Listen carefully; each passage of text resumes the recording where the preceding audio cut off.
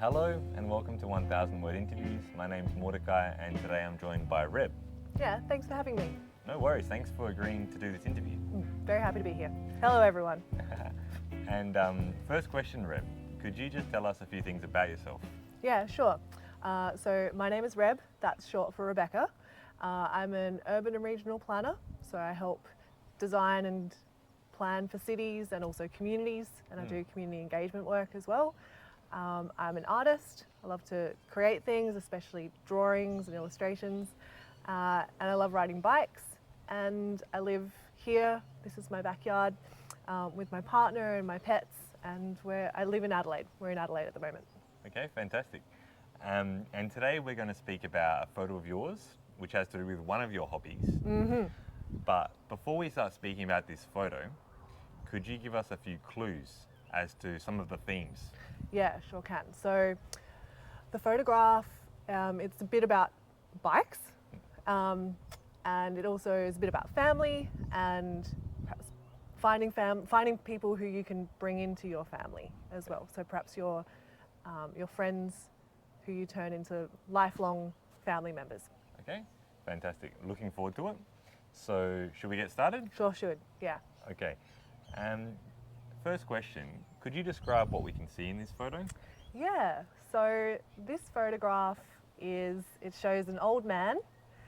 He's standing out the front of a house and he's looking down at a bicycle, and the bicycle has a metal box on the back of it, and in that box is a little baby, and he's sort of holding open a hatch door that would be over that box, and the baby's sitting in the box. And he's wearing a red jacket, and he's dressed like an old man, actually. He's got knee socks on and short shorts, but a good flannelette shirt as well. Okay. Yeah, fantastic. That's a great description. And you mentioned that there are two people in the photo. So who are these people that we can see? So the old man, he's my grandpa, and his name was Ainsley Rowe, and the little baby is me. Okay. So we've got Ainsley and Yep. a young Reb. Yes, baby Reb. Okay. And where was this photo taken? This photograph was taken in front of my parents' house in a suburb called Kensington, which is in Adelaide. Okay, fantastic. And when was this photo taken? This photo would have been from early 1988. Okay. Yeah, so probably like more than 30 years ago. Wow. Okay. And so now we're going to hear more about the story behind this photo. So why have you chosen this particular photo to speak about? Why is it important to you? It's important to me because, well, I guess it's family, so there's an obvious connection there, but it's probably the first interaction that I've had with a bike. Okay. And as I've mentioned a couple of times, I do love bikes, and so it's a photograph that represents that, like the start of my life, me as a baby, and there I am with a bike. And in the photograph, you might be able to see, I'm pretty sure I'm smiling, and so it's just happy Reb on a bike, just happens to be a baby. Okay, so it's sort of the start of a lifelong hobby. Yeah. Okay, fantastic. And what was actually happening in the moment that the photo was taken? I don't even know. So I know that my grandpa had just built this bicycle. Okay. So he pulled apart two bikes, welded them together, and he would have ridden around to show my dad this new contraption, this new bike that he's made. And it would have just been one of those off-the-cuff kind of things where they put the baby in the back, thought it was pretty funny, and so took a photograph. Okay, wow. Yeah, so you said a few interesting things there. First of all, it's amazing that your grandfather actually made this bike himself. Yeah. But you've used a couple of expressions. You said it was off the cuff. Yeah. The photo was taken off the cuff. What does that mean? It means random, I think, unplanned and spontaneous. Yeah, fantastic. And you used another interesting word. You said he welded. When he was building the bike, he welded. Yep. What does that mean? That is, well, that's a good question. It's the way of melting metals together to get them to fuse and join. Yeah. And that term is called welding. Yeah. Like metalwork, isn't it? Metalwork, yep. Yeah, yeah. Heating everything up with a torch, and they have to have that, the visor, because it's really bright, and then they heat it up and they stick it together. Okay. Cool. So did your grandfather do a lot of welding or building things? He was a cart builder. Okay. So he was a woodworker. So he used a lot of machinery and tools all throughout his life.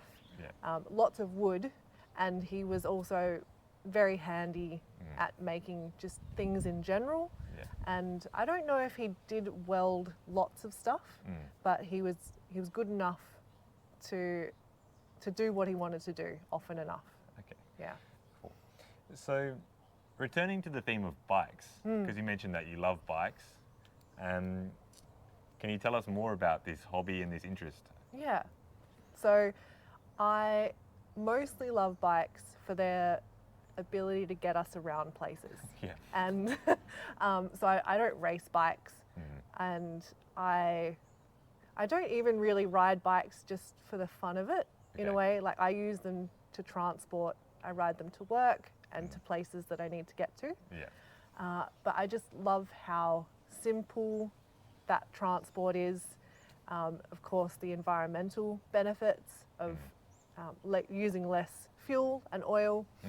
And it's a very healthy thing for me to do for my body and mind, to go and hop on my bike and spend a bit of time. It's almost a bit of like mindfulness. Okay, yep. And being in the moment riding, especially to and from work. I think it's really important for me to just have that moment, that time, that exercise on my bike. Yeah. And I think I've thought that that's really important for a long time, and I want to share that joy and that experience with other people. So I helped to open up a community building or a community group where we help other people help fix their bikes. Okay. So in that case, in this community centre or this place, what's it called? It's called Adelaide Bike Kitchen. Okay.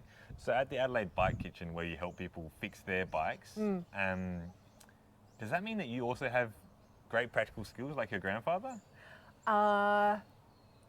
Probably no. Okay. I can do some stuff fixing bikes, but I also ride a really simple bike, which doesn't break very often, doesn't have all the fancy gears, and so it's just really easy to maintain, which suits my lifestyle, because I want to hop on my bike, I want it to be reliable, and I don't want things to go wrong. But I know enough to help people get out of a problem, and there's this great thing called YouTube these days. Yes, topical.